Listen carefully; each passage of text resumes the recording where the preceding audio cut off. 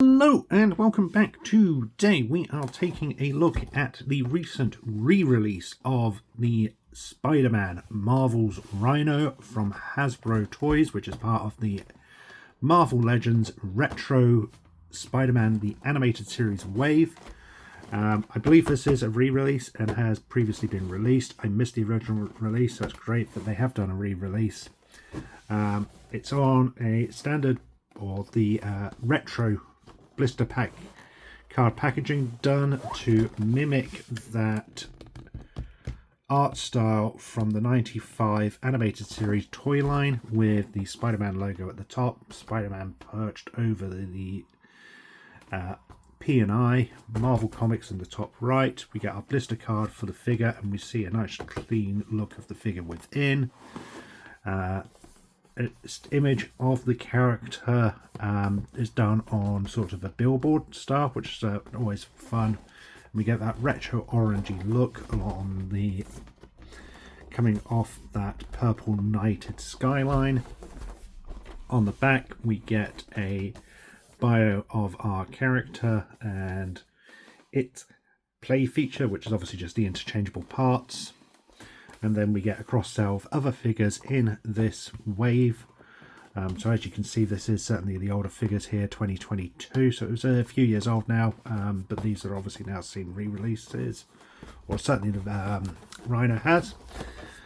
So there we have it. Let's get this one open. So obviously this was a deluxe figure, so it was slightly more expensive than the originals. And oh, I quite like what they've done here. I don't know if it's intentional or not, but it's a little bit easier to open than the standard rip and tear of these designs, so you can slide it out with a little more ease. That's a nice collector friendly design. And they've sort of partially printed the bits on the back. Here we have our Rhino. He comes with an alternate head, so take a look there. Some really nice molded detail for the Rhino skin, the Rhino eye of the suit, and sort of a mean looking Rhino there. You get the horns, which are quite sharp, but they are a slightly bendier, so they're not going to break, but they are still really solid and hard. We can see here the neck is going to be on a swivel, so you can be able to get him looking up and down, hopefully. He does have a couple of extra hands as well.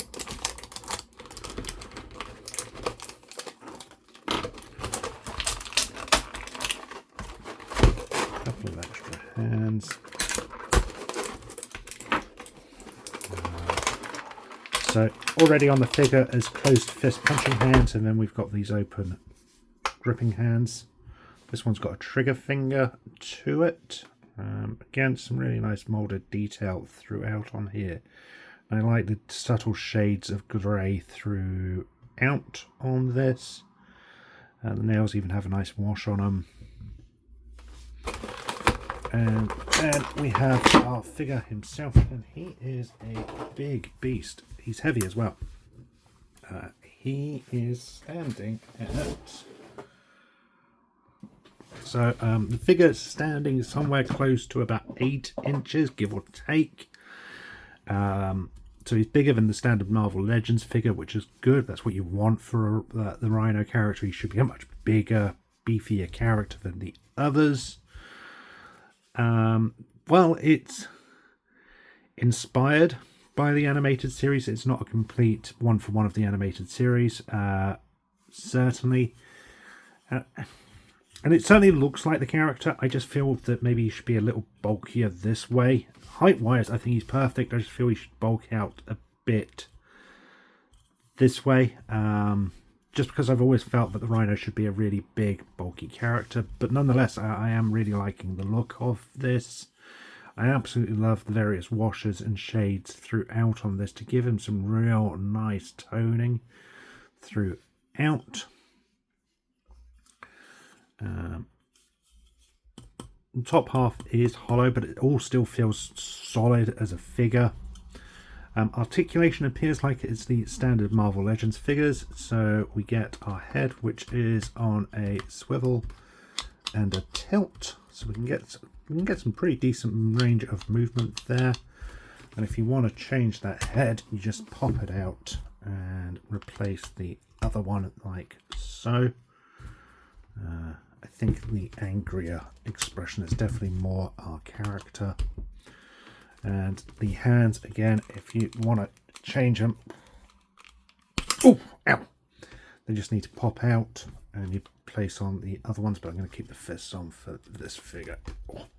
You might want to heat the figure up over a hairdryer for a couple of seconds or something, because those are tight. Otherwise, the figure, he's got a ratchet joint there, so he's not too loose. You can see there's a bit of looseness there, but it's not anything that's going to cause problem to the figure. And in fact, there's a ratchet joint to help stop him just doing that. Otherwise, all the other joints feel pretty tight, or at least not loose. We get the standard tilt and swivel at the arms. It doesn't come out that far because of the build of the biceps or the shoulder blades here and here. Same if you tilt it up, because of the molds, you can't get total, but you can get some decent movement there. And he's got a bicep swivel, which is hindered again by that mold of the figure. You can sort of with a push, but I'd be concerned about bending the top of the plastic here, so bear that in mind. There is a single bend at the elbow. Would have preferred if they could have somehow done a double bend, maybe make the arms slight, but it might have been looked a little disproportionate, but yeah, it is what it is. And then we get a swivel and bend at the wrist. As we've seen, he's got an ab crunch, but it doesn't go back, it only goes forward. We get the swivel at the waist. Legs go forward that far, I don't really go back. They do come out about that far. Again, it's the mold of the body which hinders a lot of this. You can see it's built into some nice tight ball joints there. There is a swivel at the thigh, and there is a single bend at the knee, and the feet are on a swivel and hinge. So it's all the standard Marvel articulation. Not too keen on that bend there. It does look a little odd. I wish that we could have had the double hinge, and that would have then brought this up and hidden some of that bend. But we can still get him in some decent poses, which is what you want from the Rhino figure. You want that sort of, to be able to sort of have him charging and things. Quickly bringing in Cyborg Spider-Man, which was the first Spider-Man figure I grabbed. You can see a comparison in the height difference here, and that is, to me, a reasonable height difference between the two characters. One thing I really always want to be able to do with Rhino is make sure that not only can he look like he's charging, as you would expect, but can we get Spider-Man jumping on his back to try and hold him down. Sort of. Feel the Rhino's a little too small to probably pose with Spider-Man jumping on him to try and get him to calm down or stop him. The figure certainly needs to be a little bigger for that, but it doesn't work too bad. It just could have been better. But overall, I'm glad to finally have a Rhino in the collection, or a decent Rhino anyway.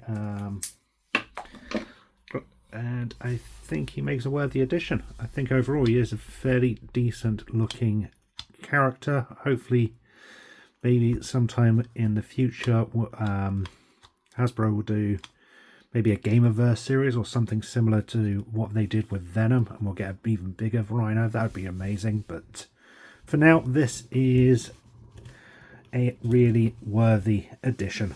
Thank you for watching. I hope you've enjoyed this video. Until next time, stay safe, and remember, freedom is a right, not a privilege.